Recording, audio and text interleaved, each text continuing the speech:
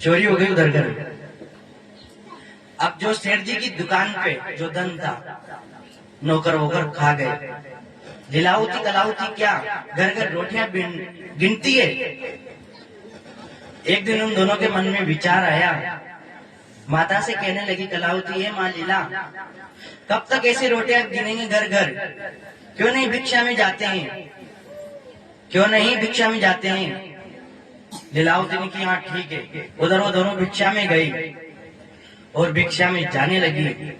भिक्षा में सुबह गई प्रातः तो लीलावती कलावती की माता लीलावती तो भिक्षा वर्तित करके घर पर आ गई, परंतु कलावती भिक्षा वर्तित करके अभी नहीं आई।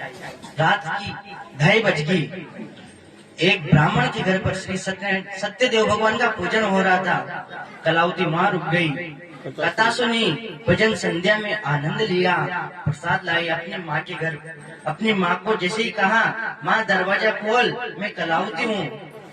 लीलावती ने दरवाजा खोला और कहा, हे कलावती, तेरे मन में क्या है, इतनी रात तक कहाँ थी तू। तब कलावती कहती है कि हे माँ लीला, नाराज मत हो, मैं एक ब्राह्मण के घर में श्री सत्यदेव का पूजन हो रहा था, मैं वहां कथा सुनने गई थी। ये देख मैं तेरे लिए प्रसाद लाई हूँ।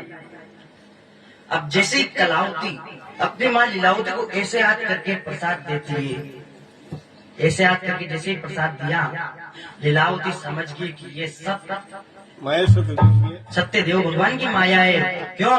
क्योंकि एक दिन तेरे पिताजी भी उल्कामुख नाम के राजा के वहाँ पूजन करके प्रसाद लाए थे और संकल्प किया था कि पुत्री होगी तब मैं व्रत करूंगा, परंतु व्रत नहीं किया। ये सब सत्यदेव भगवान की माया है।